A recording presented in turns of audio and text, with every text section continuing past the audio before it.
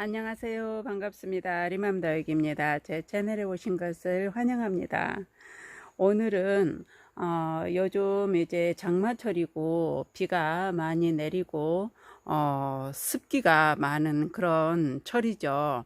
그래서 다육이들이 안녕하지를 못하는데요.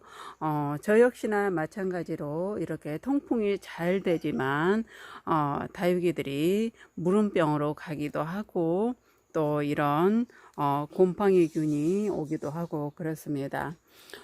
다육이들을 지금 가장 관리하기가 힘이 든데요.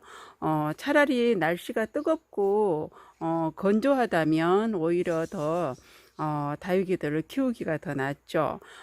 뜨거워서 몸살은 하지만 그래도 이런 각종 병해충이 덜하기 때문에 오히려 비가 많이 오지 않고 뜨거운 날씨가 더 나을 수도 있습니다.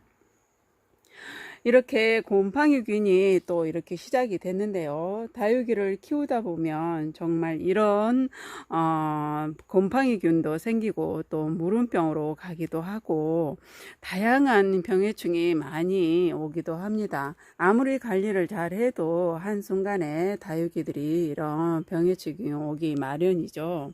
깍지벌레나 응애벌레가 생겨서 문제도 생기지만 또 너무 많이 습하면 무름병으로 하루아침에 또 가버리기도 하고 한데 오늘은 곰팡이균에 대해서 말씀을 드려볼게요. 이렇게 곰팡이가 생겼습니다.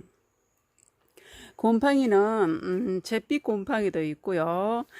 흰색 곰팡이도 있습니다. 하얀 색깔로 해서 이렇게 곰팡이가 끼는 경우도 있고 또 약간 갈색도 이렇게 있고 또 검정색 곰팡이도 있고 이렇게 다양한 곰팡이가 있는데요. 흙 위에 생기는 곰팡이는 뭐랄까 솜처럼 이렇게 돼 있는 그런 곰팡이도 있고 그거는 흙에서 문제가 있기 때문에 많이 습하고 하기 때문에 또 흙에서 그렇게 생기는 경우도 있지만 그거는 흙을 다 털어내고 또 방제를 해주면 또 괜찮습니다. 이게 지금 코랄인데 코랄은 입장을 보면 곰팡이균이 많이 번졌죠. 이렇게 1단계, 2단계, 3단계 했을 때 2단계 정도로 된 것 같습니다.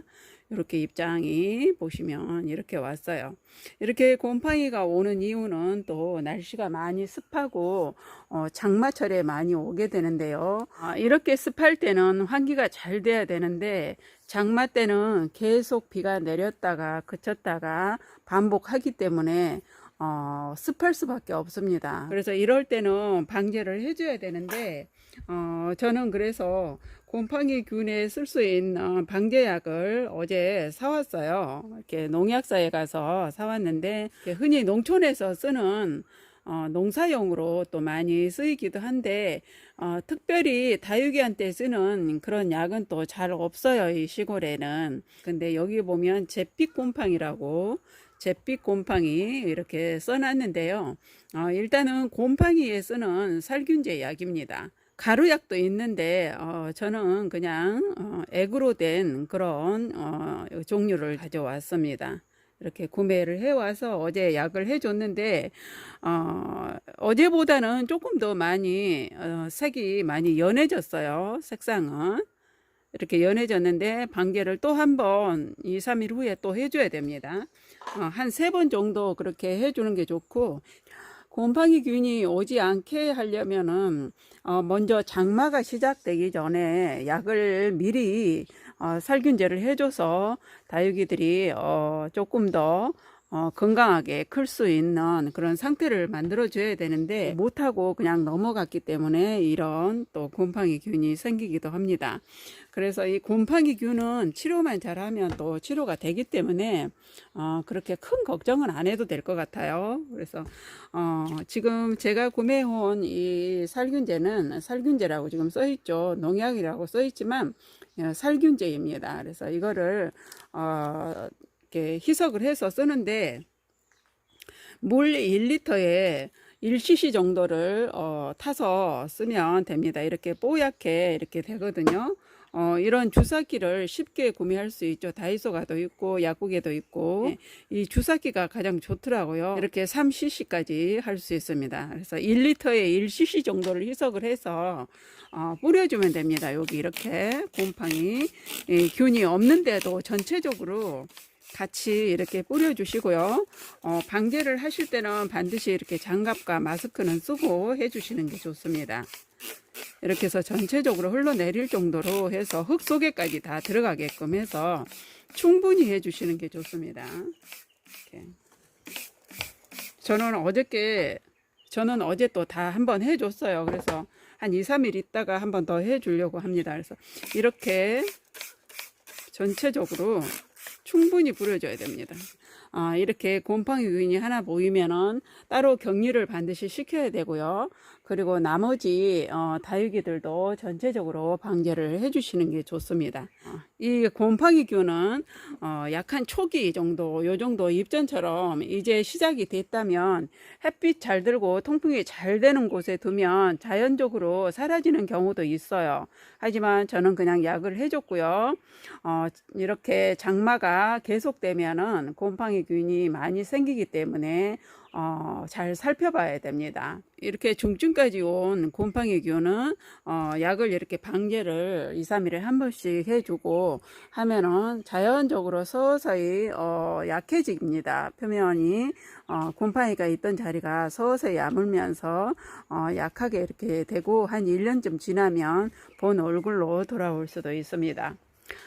그리고 제가 말씀을 또 드려야 될 거는 제가 농약사에서 이번에 상담을 해보니까 곰팡이는 곰팡이균 약을 반드시 써야 된다고 합니다. 그리고 응애는 응애약을 따로 별도로 또 써야 되고요. 이 곰팡이 약과 또 이렇게 진딧물 약을 같이 섞어서 쓰면 안 된다고 해요. 그래서 응애는 응애약 따로, 깍지벌레는 깍지벌레 약 따로 이렇게 해야 효과가 더 좋다고 합니다. 그래서 그런 상담을 받고 보니까 이렇게 해서 또 하나 배우는구나 싶더라고요.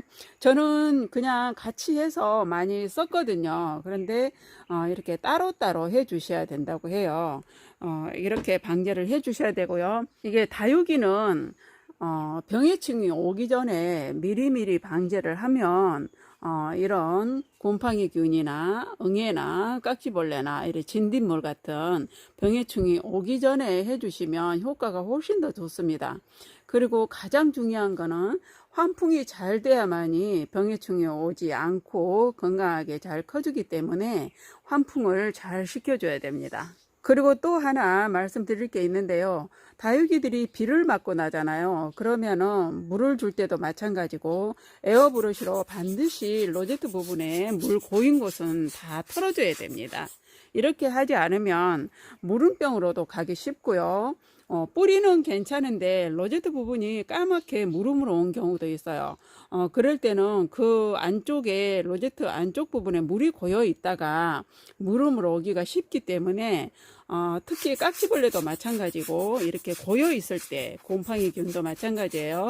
더 잘 생기기 때문에 비를 맞거나 물을 주고 난 후에는 반드시 털어주는 게 좋습니다. 이런 거 얼마 안 합니다. 이거 엑스플랜트 들어가도 있고요. 이거 에어브러쉬 하나씩 준비를 해 주시는 게 좋고, 에어브러쉬도 작은 거는 약해서 손이 많이 아파요. 그렇기 때문에 조금 큰 사이즈로 해서 구매를 하시는 게 좋습니다. 그래서 저도 처음에는 작은 사이즈로 많이 했었는데요. 이렇게 하다 보니까 손이 되게 아프더라고요. 오래 털다 보니까. 그래서 이렇게 큰 사이즈로 다시 구매를 해서 쓰고 있습니다. 이렇게 해서 오늘 다육이 곰팡이에 대해서 말씀을 드렸고요. 영상 끝까지 시청해 주셔서 감사합니다. 다음 영상 또 찾아뵙겠습니다. 안녕히 계세요.